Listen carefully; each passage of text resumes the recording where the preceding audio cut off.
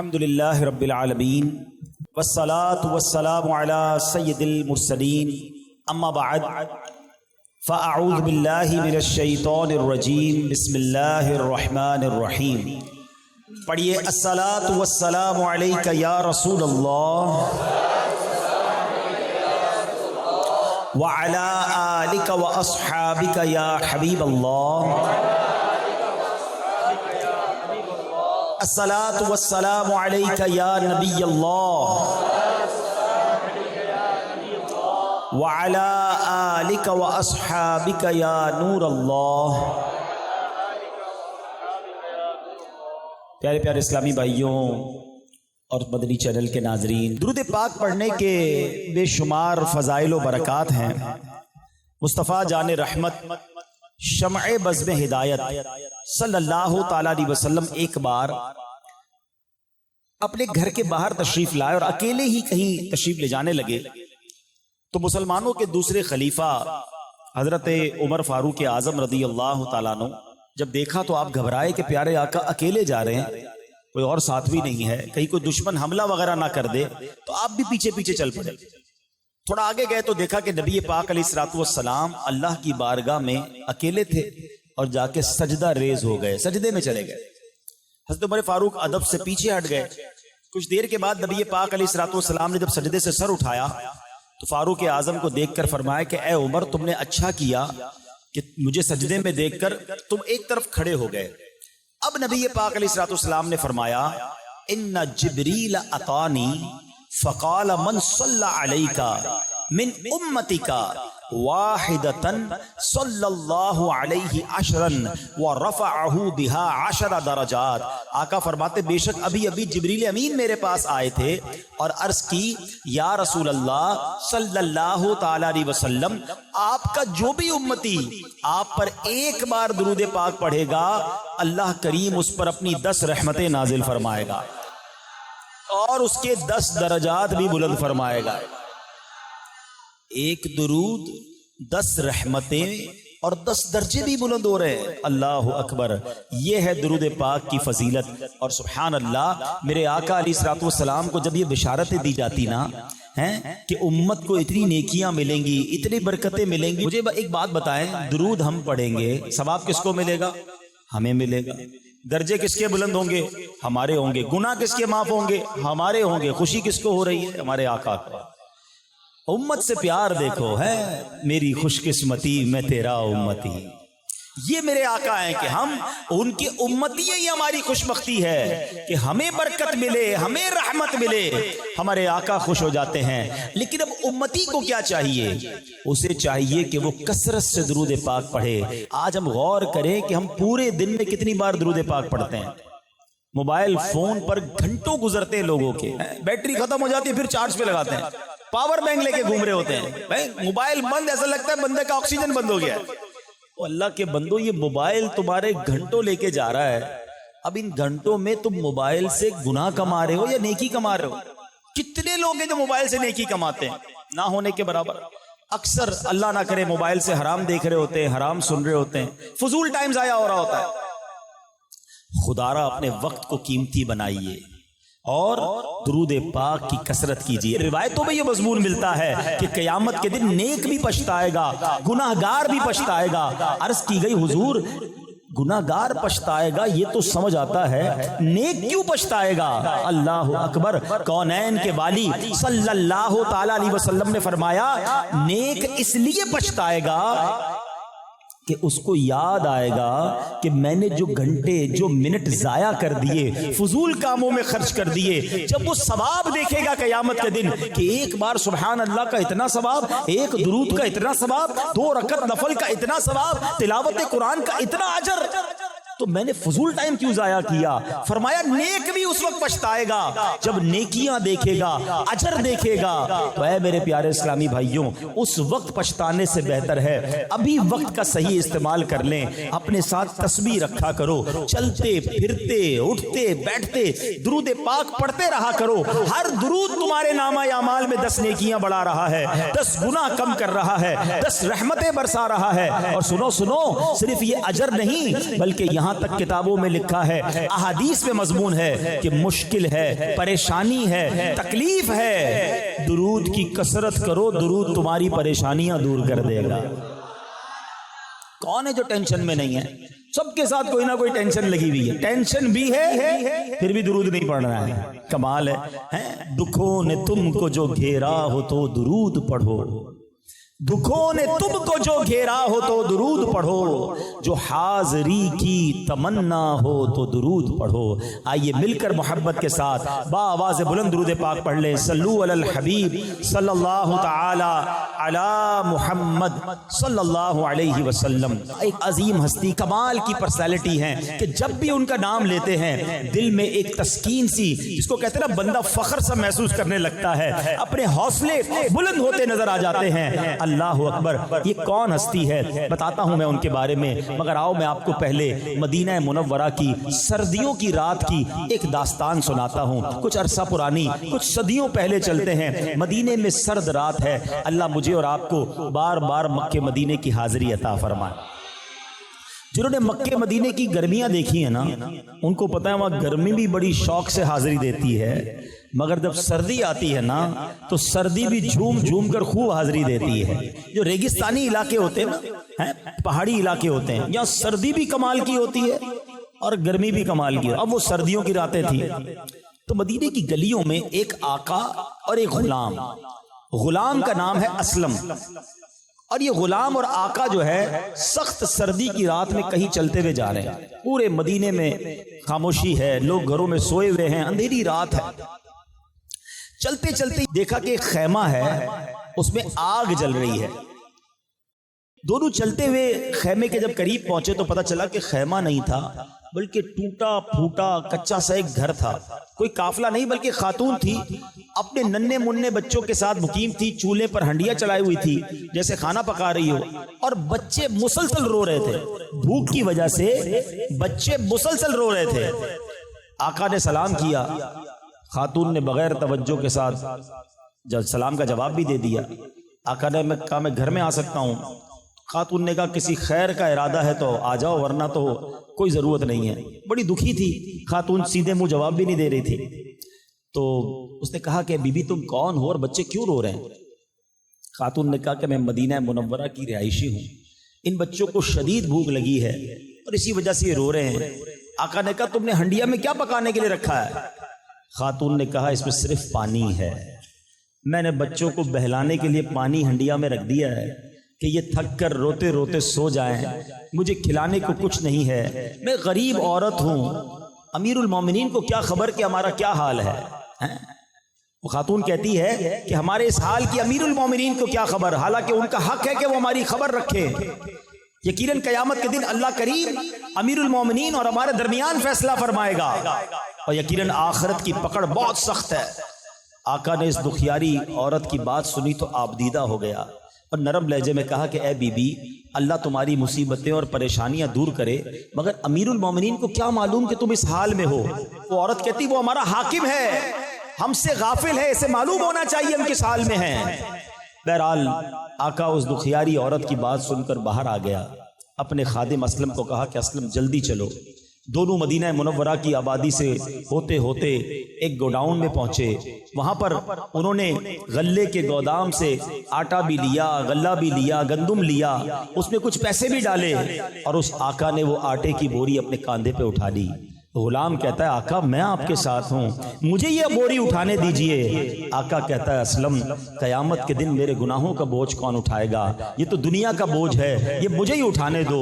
یہ بوری اٹھا کر جا رہا ہے، غلام کہتا ہے آقا مجھے اٹھانے دیں۔ کہا نہیں، یہ بوجھ میرا ہے، میں اٹھاؤں گا۔ آقا اس بڑھیا کے گھر پہنچتا ہے، اس کے برتن میں کھانا ڈالتا ہے اور جناب کھانا پکانے شروع ہو جاتا ہے۔ اب جب کھانا کچھ پکنے لگ گیا تو اب اس کے بعد اس نے کیا کیا، بچوں کو اپنے ہاتھوں سے کھانا کھلانا شروع کیا۔ بچے بہت خوش ہوئے، ان کا پیٹ بھر گیا، اب بچوں کے ساتھ کھیلنے لگا، بچے بھی کھیلنے لگے۔ آقا جو ہے اب سکون کا سانس لے کر اس گھر سے باہر نکلتا ہے، اور اب ایسے آ کر گھر کے باہر بیٹھ گیا جیسے کاندھے سے کوئی بوجھ اتر گیا ہو۔ وہ خاتون آقا کی طرف متوجہ ہوئی کہ تم بڑے شفیق ہو، تم بڑے مہربان ہو، تم نے میرے روتے ہوئے بچوں کے چہروں پر مسکراہٹ بکھیر دی ہے، اللہ تمہیں اس کی بہترین جزا عطا فرمائے۔ حقیقت تو یہ ہے کہ تم امیر المومنین بننے کے حقدار ہو۔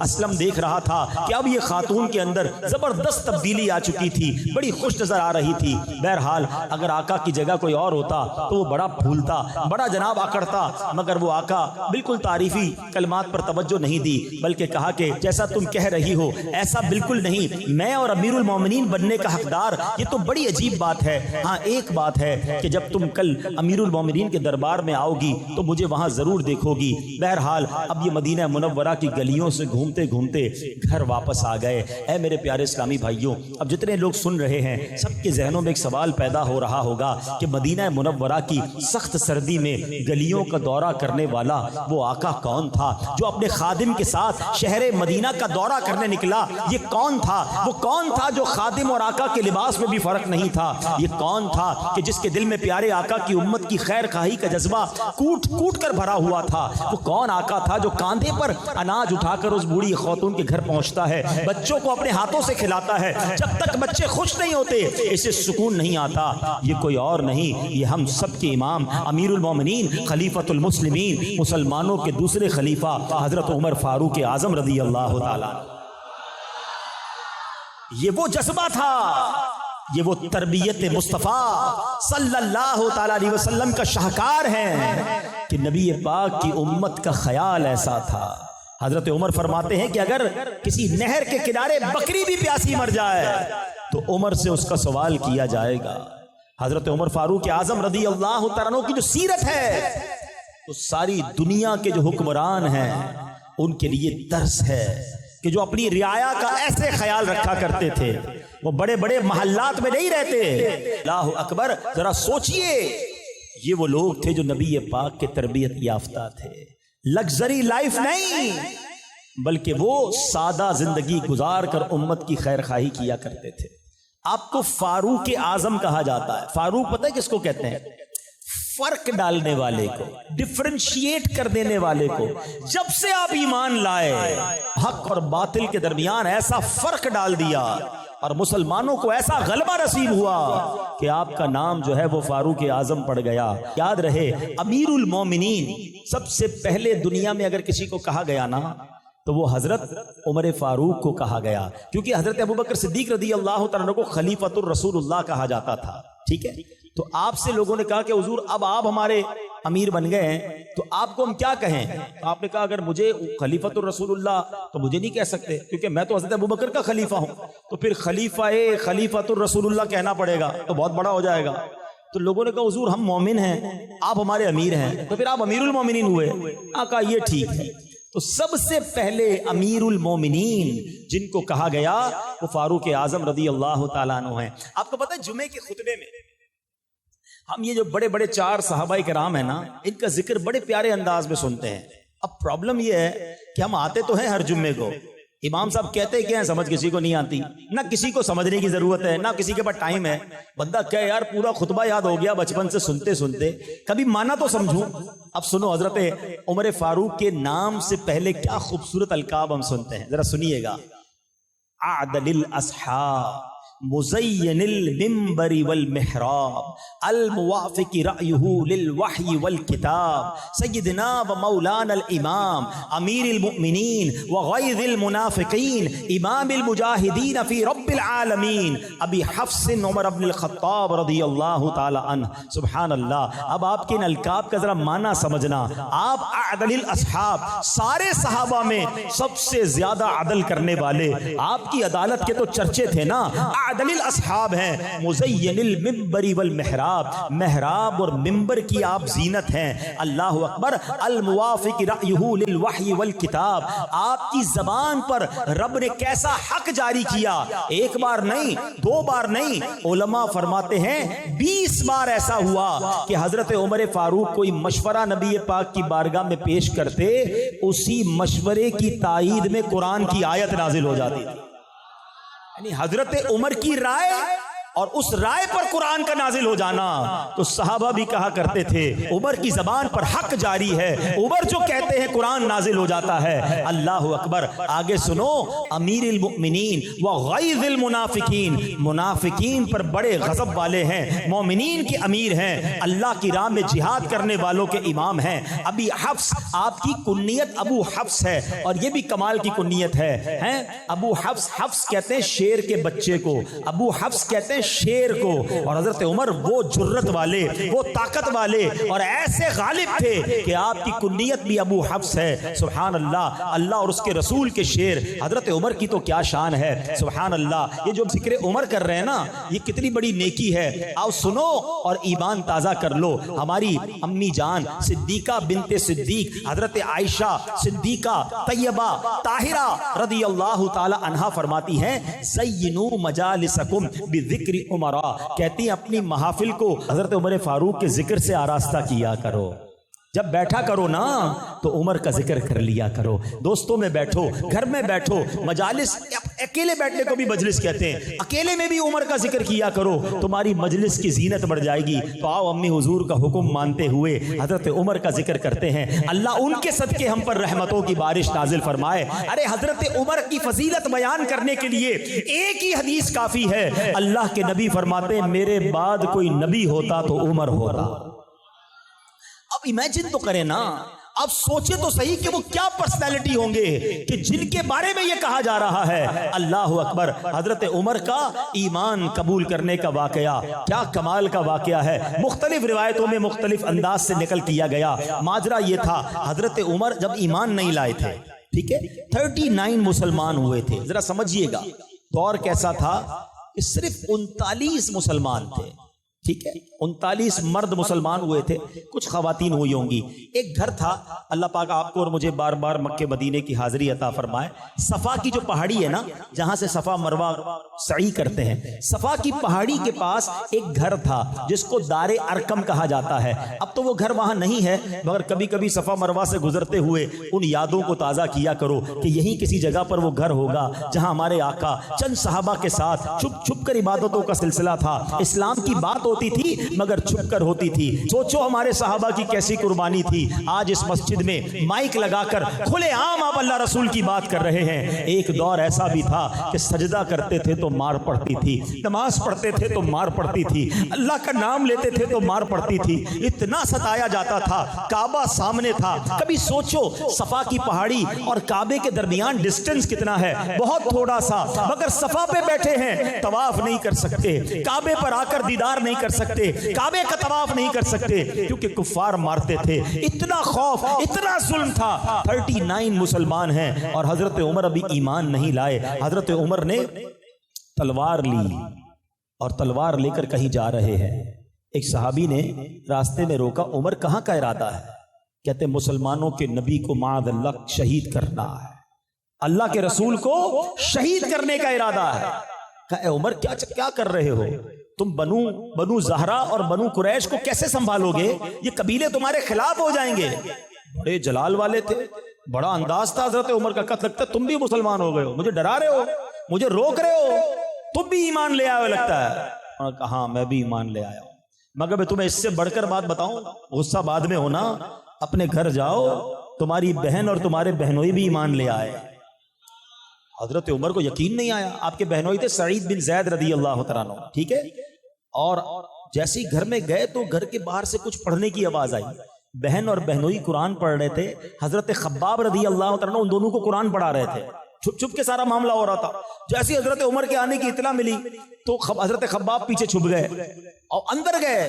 تو جاتی حضرت عمر نے کہا بتاؤ تم لوگ کیا پڑھ رہے تھے؟ جب غصہ کیا آپ نے تو انہوں نے کہا کہ ہم قرآن پڑھ رہے تھے۔ تم ایمان لے آئے ہو؟ کہا ہم ایمان لے آئے۔ حضرت عمر نے اپنے بہنوئی پر حملہ کر دیا، لہو لہان کر دیا۔ بہن نے کہا کہ تم اسے کیوں مارتے ہو؟ میں بھی ایمان لے آئی ہوں اور اللہ ایک ہے میں کہتی ہوں، اشہد ان لا الہ الا اللہ واشہد ان محمد رسول اللہ۔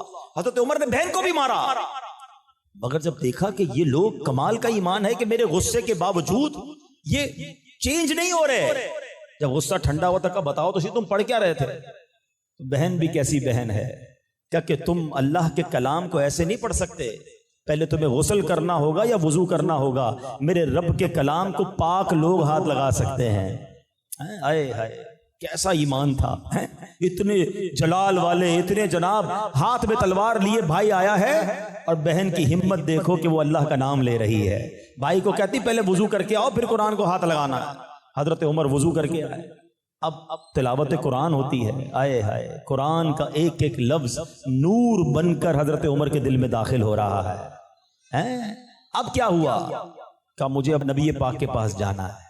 بہن خوش ہوئی، بہنوئی خوش ہوئے، آپ کو لے کر آئے نبی پاک کے پاس۔ اچھا سب جانتے تھے کہ حضرت عمر جو ہیں وہ تو کفار کی فوج کے بڑے خطرناک جرنیل ہیں، تو حضرت عمر آئے۔ صحابہ نے کہا حضرت عمر آئے، اس وقت تو مسلمان نہیں ہوئے تھے، اندر جتنے صحابہ تھے سب گھبرا گئے کہ عمر آئے حملہ کرنے۔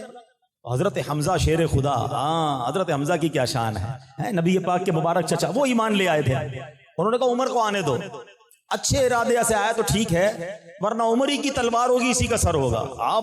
آپ بھی شیر خدا تھے۔ اب ذرا تصور کرو نا، ایک گھر ہے اس پہ 39 کے قریب صحابہ ہیں، دروازے پر عمر کھڑے ہیں، نبی پاک نے آپ کا گریبان کے قریب پکڑ لیا، کیا عمر کب تک لڑتے رہو گے؟ کب ایمان لاؤ گے؟ کیا جب تک رب تمہاری مذمت میں قرآن کی آیت نازل نہیں کرے گا جب تک لڑو گے مجھ سے؟ روایت کا خلاصہ ہے۔ حضرت عمر نے جب یہ سنا پھر نبی پاک نے دعا کی، اے اللہ یہ عمر ہے اس کو ایمان کی دولت عطا کر دے۔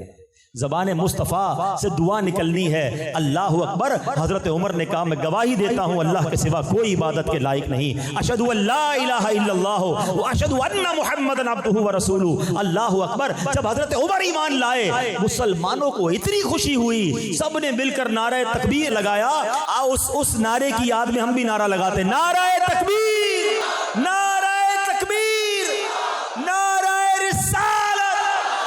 ہر صحابی نبی، ہر صحابی نبی، آئے ہائے ہائے کیا منظر تھا۔ جب پڑھو نا اس واقعے کو کہ حضرت عمر کے ایمان لانے کے بعد جو مسلمانوں کا حوصلہ بڑھا، آپ کو متمم الاربعین کہا جاتا ہے، آپ 40ویں ہیں، 40 کا عدد پورا کرنے والے حضرت عمر ہیں۔ اور سنو اس کے بعد کیا ہوا، حضرت خباب پتہ ہے کیا کہتے ہیں، تھوڑے دن پہلے ہی نبی پاک نے دعا کی تھی، اے اللہ ایک دے دے اور اس سے اسلام کو عزت مل جائے۔ ذرا سوچو حضرت عمر وہ ہیں کہ جن کے سبب اسلام کو عزت ملی ہے، میں اور آپ ایمان لائے ہمیں عزت اسلام کی وجہ سے ملی ہے، مگر حضرت عمر وہ ہیں کہ جب سے آپ ایمان لائے، آپ کے ایمان لانے کے بعد اسلام کی عزت میں اضافہ ہوا ہے۔ کئی بار سنا ہوگا وہ شعر، اب آؤ اس کا ترجمہ سمجھ آئے گا۔ نبی پاک بڑے غمزدہ تھے، ان بدبختوں نے بڑا تنگ کیا ہوا تھا اور آقا نے دعا کی تھی اے اللہ عمر کو اسلام کی دولت دے۔ جب آپ ایمان لائے تو نبی پاک کے دل کو کیسی ٹھنڈک ہوئی۔ سنو بریلی کے تاجدار لکھتے ہیں، ناریوں کا دور تھا دل جل رہا تھا نور کا، ناریوں کا دور تھا دل جل رہا تھا نور کا، تم کو دیکھا ہو گیا ٹھنڈا کلیجہ نور کا۔ آقا بہت خوش ہوئے۔ اب سنو، کہتے ہیں کچھ لوگ گیم چینجر ہوتے ہیں، کچھ لوگ اثر ڈالنے والے ہوتے ہیں۔ اللہ کریم نے کچھ لوگوں کو بڑا مقام دیا ہوتا ہے، یہ آپ کے گوٹھ میں سردار ہوتے ہیں، آپ کے یہاں چودھری ہوتے ہیں یا بڑے لوگ ہوتے ہیں، میں ان سے بھی بات کرتا ہوں کہ دیکھو تم اگر دین کی طرف آ گئے نا، اگر آپ نے دین کا کام کرنا شروع کر دیا، آپ کے پیچھے پوری قوم ہوتی ہے۔ اللہ نے آپ کو مقام دیا ہے، جس کو دنیا میں اللہ نے کوئی مقام دیا ہے وہ دین کا کام کرے، وہ اللہ کے رسول کے دین کو پھیلانے والا کام کرے، اللہ اس کے کام میں برکت ڈال دیتا ہے۔ حضرت عمر ایمان لا کے نبی پاک سے پتہ ہے کیا کہتے ہیں؟ اچھا ایک اور بات، تھوڑی سی اور دلچسپ خوبصورت بات، دنیا میں ایسی کوئی شخصیت نہیں ہے کہ جس کا یہ کمال ہو۔ دیکھیں یہ تو ہوتا ہے، آپ کے یہاں ساتھ بھی ہوا ہوگا، کبھی ہمارے ساتھ بھی ہوا ہوگا، کوئی لڑنے آئے ہیں، کوئی اللہ نہ کرے ڈاکہ مارنے آئے، یہ جان سے ہی مارنے آئے، اور کسی شریف آدمی کو دیکھ کر کہے کہ چلو یار آپ کو چھوڑ دیا۔ یہ تو پاسبل ہے دنیا میں، مگر دنیا میں ایسا کبھی نہیں دیکھا کہ جو جان لینے آئے وہ دیدار کر کے ان کے قدموں میں جان دینے والا بن جائے۔ پہلے کہیں چھوڑوں گا نہیں اور اب کہے آپ کا دامن نہیں چھوڑوں گا۔ حضرت عمر کہتے ہیں حضور کیا ہم حق پر نہیں، کیا ہم حق پر نہیں؟ ہم چھپ کر نماز کیوں پڑھتے ہیں، ہم چھپ کر اذان کیوں دیتے ہیں؟ چلیے کعبے پر، کون ہے جو ہمیں روک کے بتائے؟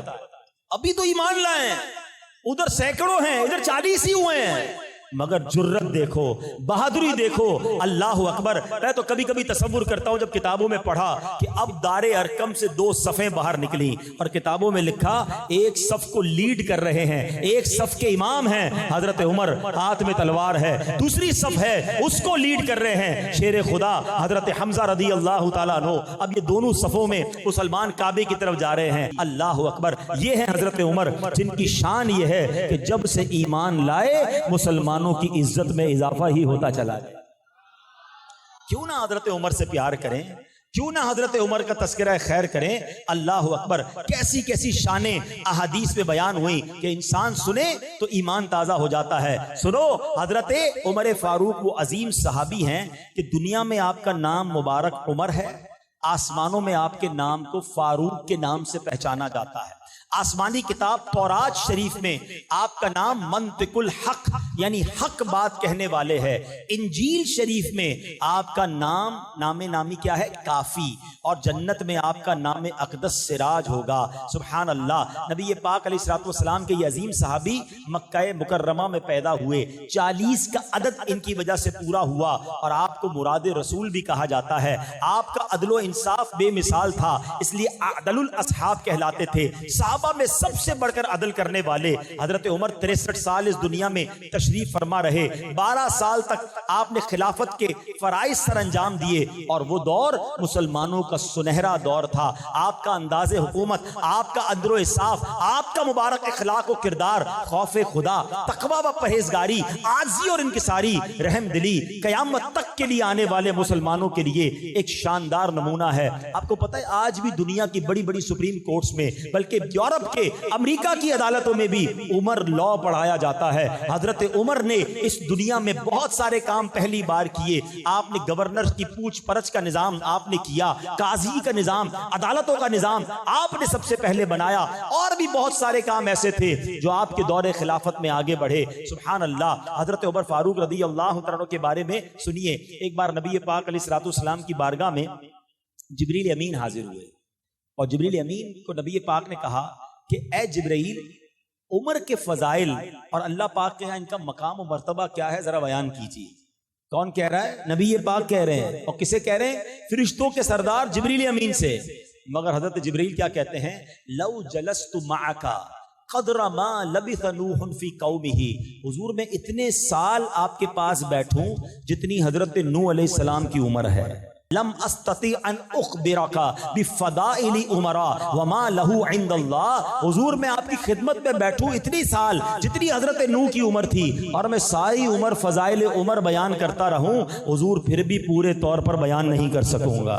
بیت المقدس، اللہ اکبر، یہ واقعہ سننے والا ہے کہ حضرت عمر کا ذکر کیسے آسمانی کتابوں میں تھا کہ بیت المقدس جب فتح ہوا نا تو اس کی فتح کا واقعہ بڑا حیران کن ہے۔ جب پہلی بار فتح ہوا حضرت عمر کے دور میں، حضرت عمر فاروق اعظم رضی اللہ تعالیٰ عنہ نے، بہت بڑے صحابی ہیں، جرنیل ہیں، عشرہ مبشرہ میں سے ہیں، حضرت ابو عبیدہ بن جراح رضی اللہ تعالیٰ عنہ، ان کو انہوں نے سپہ سالار بنایا اور لشکر دے کر بیت المقدس روانہ کر دیا۔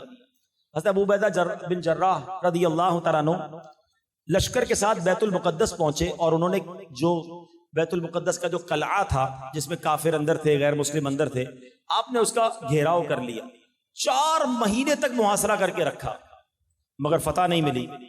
4 مہینے ہو گئے، نتیجہ بھی کوئی نہ نکلا۔ بیت المقدس میں ان غیر مسلموں کا ایک بہت بڑا راہب تھا جو ان کا یوں سمجھ لیں پادری سمجھ لیں، وہ قلعے کی دیوار پر چڑھا اور ابو عبیدہ بن جراح رضی اللہ تعالیٰ عنہ سے کہا کہ ہم ہر حال میں تم سے جنگ کریں گے، ہمارے شہر کو صرف ایک ہی شخص فتح کر سکتا ہے، اس کے اوصاف ہماری کتابوں میں لکھے ہیں، اور سنو وہ تم نہیں ہو۔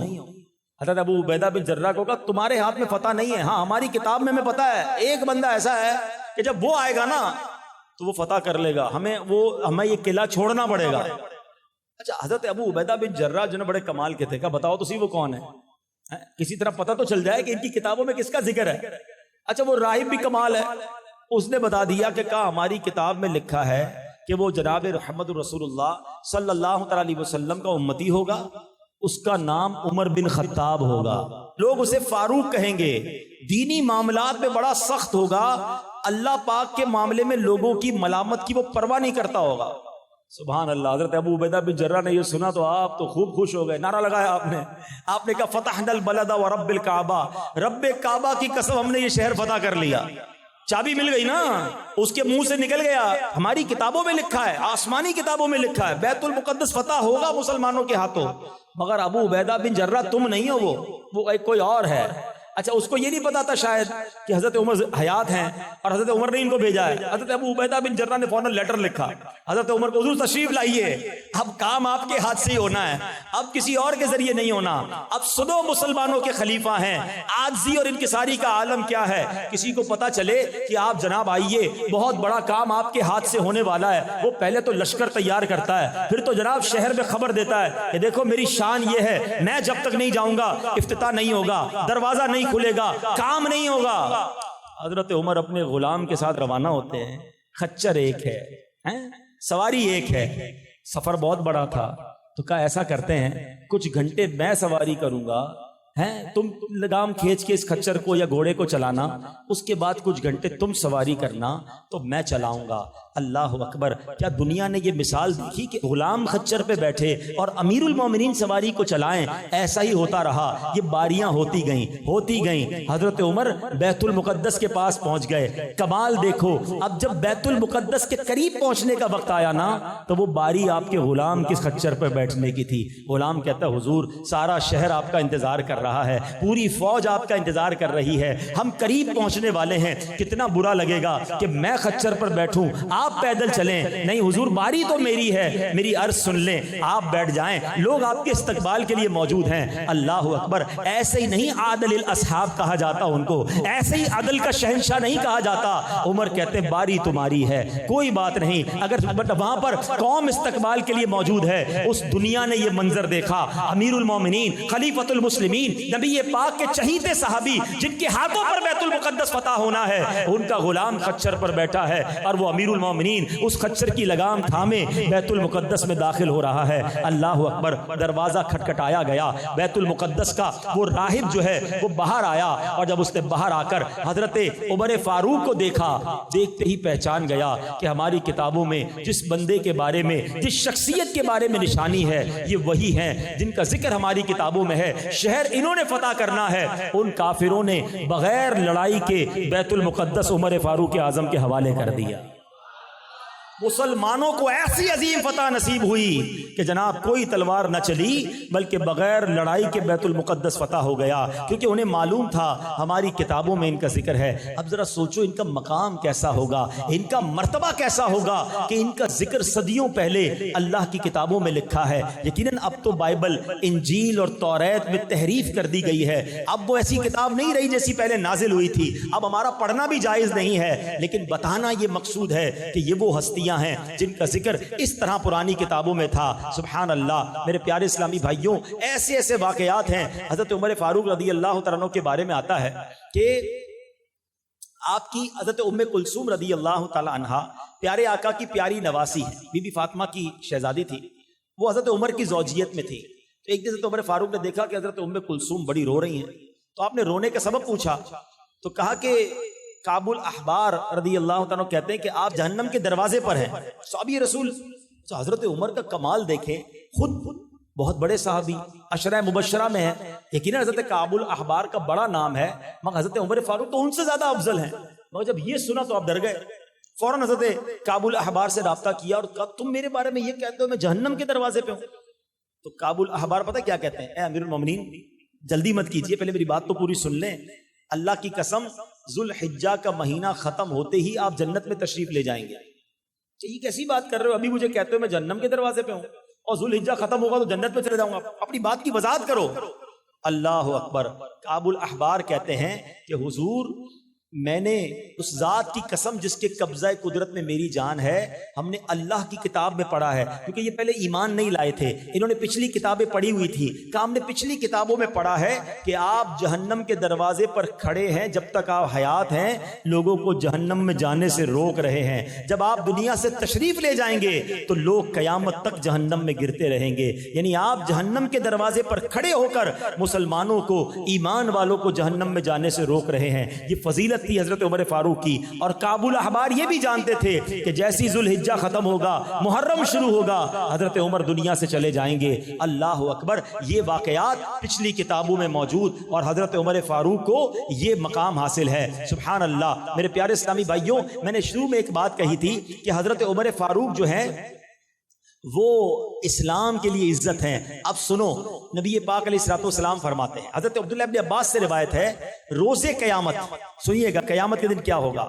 جب عمر فاروق اعظم اللہ کی بارگاہ میں حاضر ہوں گے نا، تو اس وقت اسلام عرض کرے گا، یا رب ھذا عمر اعزنی فی دار الدنیا فاعزہ فی ارصات القیامہ. اے رب عز و جل، یہ عمر ہیں جنہوں نے دنیا میں میری عزت بلند کی، آج میدان قیامت میں تو انہیں عزت عطا فرما. اسلام کہے گا آپ کے بارے میں.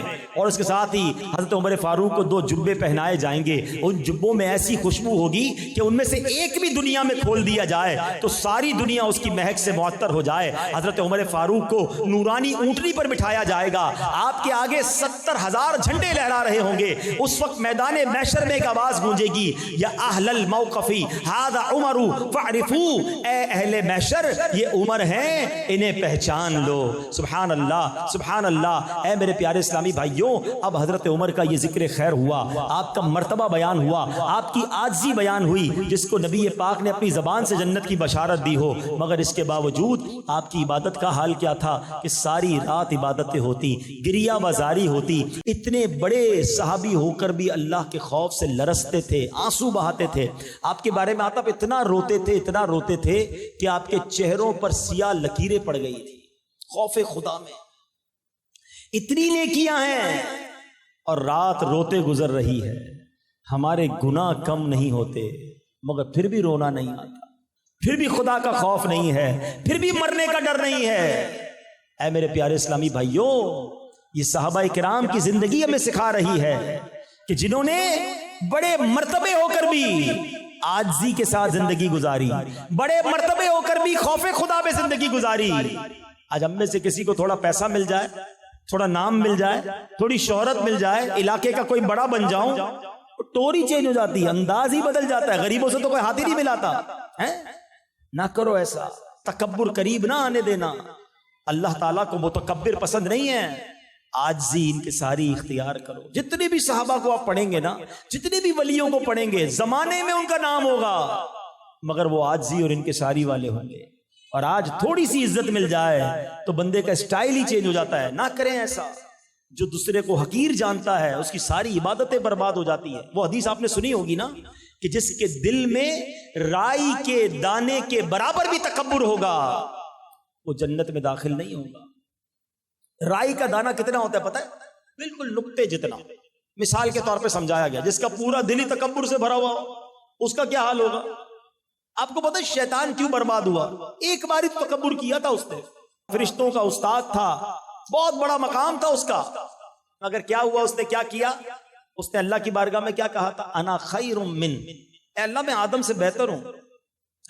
خلقتنی من نار وخلقتہ من طین، تو نے مجھے آگ سے بنایا، آدم کو مٹی سے بنایا، میں اس سے بہتر ہوں.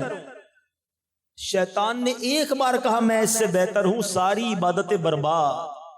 جو روز کہتا ہے میں اس سے بہتر ہوں، یہ تو غریب ہے میں امیر ہوں، یہ جاہل ہے میں پڑھا لکھا ہوں، یہ چھوٹے خاندان سے میں بڑے خاندان سے ہوں، معاذ اللہ، اس کی زبان یہ ہے میں تو یہ ہوں.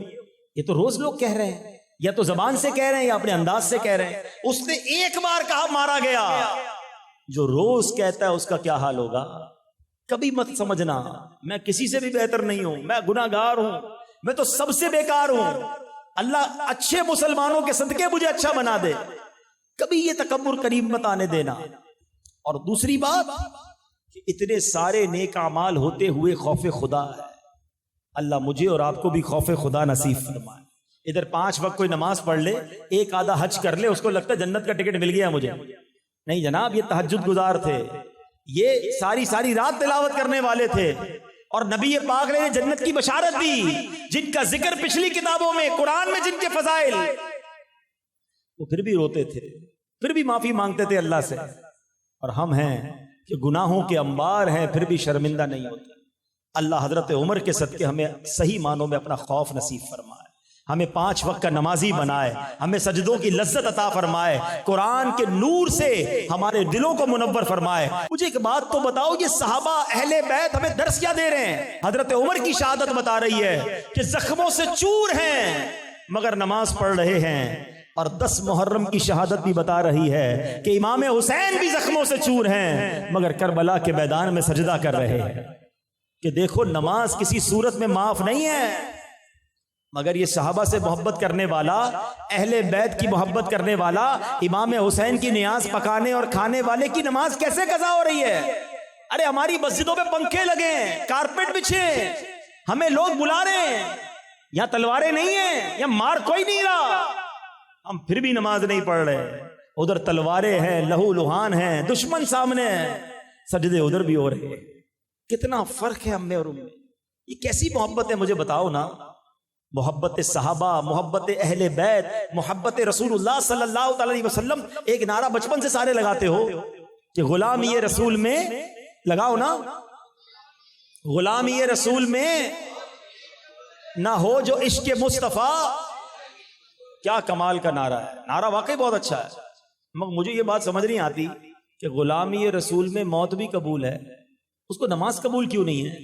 جان تو بہت مشکل چیز ہے، نماز تو پڑھ لو پہلے۔ آپ کو پتہ ہے نبی پاک علیہ الصلوۃ والسلام کو سب سے زیادہ کیا پسند ہے؟ آقا فرماتے جعلت قرۃ عینی فی الصلاۃ، آقا کی آنکھوں کی ٹھنڈک نماز میں ہے، اور عاشق رسول کی فجر قضا ہو رہی ہے۔ لوگ کہتے ہیں یار بس وہ 4 نمازیں تو ہو جاتی ہیں، فجر میں آنکھ نہیں کھلتی ہے۔ کبھی ایسا ہوا کہ فجر میں آپ کی فلائٹ ہو اور آنکھ نہ کھلی ہو، ٹرین ہو اور آنکھ نہ کھلی ہو، کوئی ضروری امپورٹنٹ میٹنگ ہو، آپ کو آفس سے کہہ دیا ہو صبح 7 بجے آ جانا بھائی بہت ضروری میٹنگ ہے، بندہ 6 بجے الارم بھی رکھے گا، 2 دوستوں کو بھی کہے گا، جس دن فلائٹ ہو اس دن تو رات کو نیند ہی نہیں آتی خوشی میں، بندہ جا رہا ہے کہیں۔ اس کا مطلب پتہ ہے کیا ہوا؟ فلائٹ کی، ٹرین کی، بس کی، نوکری کی، میٹنگ کی اہمیت ہے، تمہارے نزدیک نماز کی اہمیت نہیں ہے، ورنہ تمہاری نماز بھی قضا نہ ہوتی۔ کیسے ہو سکتا ہے کہ مسلمان کی نماز قضا ہو جائے؟ ہماری ڈکشنری میں نہیں ہونا چاہیے، پاسبل ہی نہیں ہے میری نماز قضا ہو جائے۔ جس دن یہ ذہن بنا لو گے نا کہ میں نے ہر حال میں کسی بھی صورت نماز ادا کرنی ہے، پھر دیکھو زندگی کا کیسا مزہ آتا ہے۔ نیت کر لو، آج جس کی نیت بنتی ہے پکی سچی نیت کر کے ہاتھ اٹھائے کہ آج کے بعد ہماری کوئی نماز قضا نہیں ہوگی۔ ایسا نہیں، ایسا نعرہ لگاؤ کہ شیطان ادھر سے دور بھاگ جائے، آج کے بعد ہماری کوئی نماز قضا نہیں ہوگی، آج کے بعد حرام روزی کے قریب بھی نہیں جائیں گے، فلمیں ڈرامے نہیں دیکھیں گے، گانے باجے نہیں سنیں گے، اور اب صحابہ اور اہل بیت کی سچی غلامی کے ساتھ زندگی گزاریں گے۔ صلو علی الحبیب صلی اللہ تعالی علی محمد۔ میرے